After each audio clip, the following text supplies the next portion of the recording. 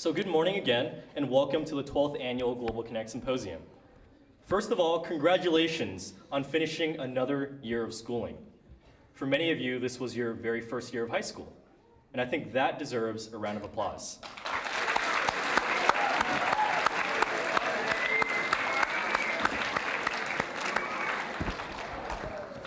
So in a way, the purpose of today's event is to celebrate your accomplishments and the ending of our journey together. But the ending of one journey usually marks the beginning of another. We hope that your understanding of the globalizing world and its various aspects, from NGOs and multinational corporations to the European Union and the Arab Spring, will guide you in the years to come. So as we look into the future, ask yourselves, where do you see yourself in 10 years? What about 20 years? How about all the way in the year 2050? So that's 37 years from now. So a lot can happen in 37 years, and I'll walk you through a few examples of that. So I'm sure a lot of you have seen this picture before, but this is Shanghai, China in 1976. It's very nice, but it's rather flat. So if we fast forward 37 years to 2013, we could see what it looks like today. So a very vibrant, thriving metropolis. So, I didn't realize that merited applause, but okay. So not just cities can rise and fall in 37 years. A lot can change in terms of cultural norms and societal norms as well. So I'd like to show you the prevailing fashion trends in 1976. It's not quite how we dress today. And I'm sure a lot of our faculty members and host teachers may remember this very fantastic time in our lives. So we'll move on. I'll give you a last example. Okay. Our beloved Orange County and the University of California, Irvine was just a schoolhouse on the prairie. This is what Orange County and UCI looked like back in 1976, or early 60s, rather. So, given what we just saw right there, the big questions today are, what do we expect the world to look like 37 years from now in the year 2050? What are your global expectations? And luckily, we have a special tool that can help us try to decipher what this may be. And it's not Cleo's magic crystal ball, or it's not a magic deck of tarot cards. We have something much better. I know it's going to sound a little bit cheesy, but we have knowledge.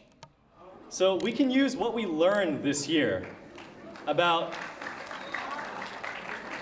we can use what we learned this year about what happened in the past, what is going on in the present, to help us project what may happen in the future.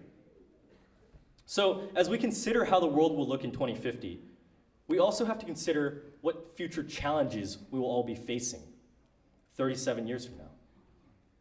And we also have to think about how we, as global citizens, can adapt and contribute to this ever-changing, globalizing world. And so that's a lot. There's a lot to learn, and there's even more to do. But for today, rest, relax, and enjoy your symposium. Thank you very much, and welcome to Global Connect's 12th Annual Symposium. As Henry said, today is all about celebrating. And to help us celebrate today, we have a special guest.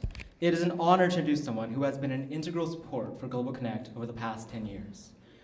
Associate Dean of Undergraduate Studies, Mark Petracca. Prior to becoming Associate Dean, he served as the Department Chair of Political Science and has also served as visiting professor in the Department of International Relations at Beijing University. In addition to being a well-renowned academic scholar, Dean Petracca is also an influential leader and excellent mentor at UCI. In 2003, he received the UCI Academic Senate's Distinguished Faculty Leadership Award for teaching, which is the highest award given to a faculty member for their dedication to teaching. Associate Dean Petracca demands excellence and has an eye for perfection. He knows quality when he sees it and will support anything that promises an enriching future for UCI. He is the constant drive for the School of Social Sciences who always pushes us to do our best. We are fortunate to have him as a valuable asset to our school and are thrilled that he is here today to welcome you to campus and to Global Connect's 12th Annual Symposium. Without further ado, please welcome Associate Dean Mark Petracca.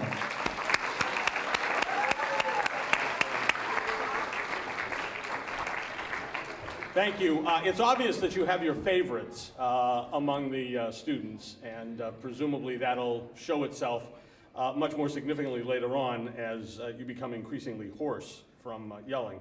On behalf of the university, and more specifically on behalf of the School of Social Sciences, let me welcome you to this 12th symposium. And Henry probably need not have put those old versus new photographs on the board as much as he simply might have asked, what were you doing 12 years ago?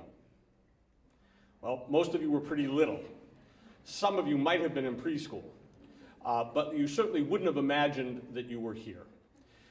And the world, in fact, does change very quickly. The caveat that I'd offer to Henry's connection between knowledge and the future, or our ability to see into the future, is, at least speaking as a political scientist, I don't know, maybe English professors and physicists and historians have it better, but at least as a political scientist, my profession has yet to predict anything accurately of substance over the course of the last 50 years. We did not predict the collapse of the Soviet Union. We did not predict the revolution in China in 1949. We certainly didn't predict the Arab Spring. And for all of our tools, and we do have a lot of very good tools, probably the only thing that we're particularly good at predicting are the outcomes of presidential elections. But when it comes to most other things that are going to happen in the world, you need knowledge not so much, I think, in order to predict what's going to happen, but to cope with it and to understand it. In some ways, it doesn't matter whether or not you can predict the future. What matters is whether or not you can live well as global citizens within it. And so don't burden yourselves with the idea that you're charged with the role of being soothsayers for the rest of your lives.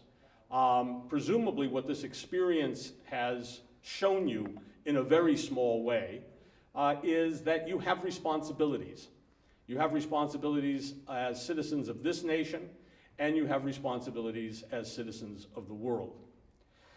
It would be irresponsible of me not to take this opportunity to thank two people specifically. First is the person that I now refer to as the mater of Global Connect. Mater is an old-fashioned British word for mother. She's standing right in the back, Ellen Schlosser.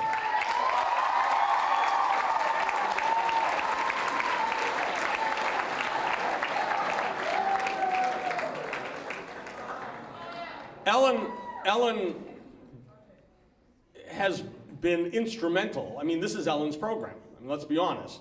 Our students, who also need to be thanked for their participation. When I say our students, I mean the students from UCI who have participated in this program. It's been Ellen's energy, it's been her vision, and it's been her bags of sugar-laden food for our starving undergraduates, which have kept this program alive for a very, very long time. And not just alive. I mean, the program is blooming. It is become a very important program in the county, and hopefully over the next couple of years throughout the state.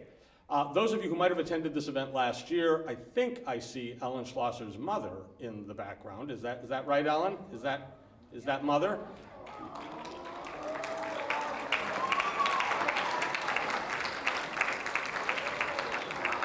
And maybe later on, if you're in the mood, you could coax her to come up here and tell some stories about what things were like a while ago.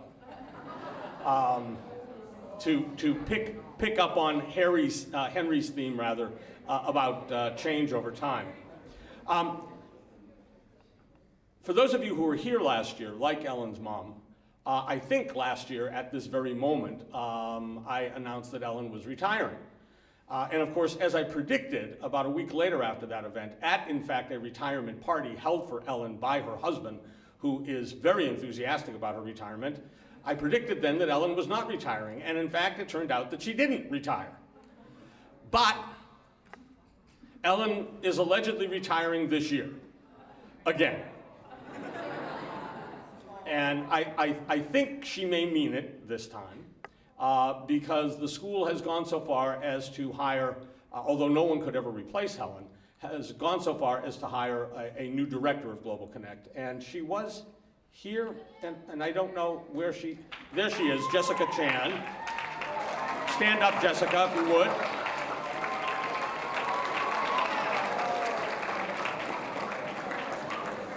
Jessica, in addition to having a degree from UCI and in addition to having an advanced degree in education, is also an alumnus of this program on the UCI side. And so we're very happy that Jessica has joined the program and joined the School of Social Sciences. I want to end by thanking our students who participate in this program, in many cases for multiple years, both the site supervisors as well as the individuals who they supervise, the actual tutors in your classrooms. And finally, of course, to congratulate you. First, to congratulate your teachers on having the wisdom to participate in this program, to congratulate the superintendent for having the wisdom to support their participation, and for you for being appreciative participants throughout the year. Congratulations. I hope you have a wonderful day here. I hope some of you will come back eventually as students. Thank you.